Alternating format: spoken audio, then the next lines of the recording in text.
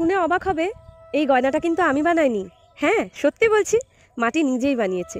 আমি শুধু তাকে একটুখানি পথ দেখিয়েছি। কারণ যখন মাটি হাতে নিই, মনে হয় ও আঙুলের ফাঁকা দিয়ে হালকা ফিসফিস করে বলছে, আমাকে গল্প বানাও, আমাকে কারোর গলায় হাসি হয়ে উঠতে দাও। অদ্ভুত না?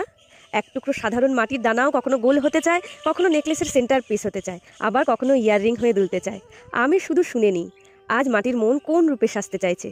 আগুনের কাছে যখন ওকে নিয়ে যাই, মনে হয় মাটি নরম গলায় বলছে, চিন্তা করো না, আমি আগুনকেও বন্ধু বানাতে জানি। তাপের মধ্যে নিজের রূপটা শক্ত করে গড়ে তোলে, আর আমি শুধু নীরবে তা দেখে যাই।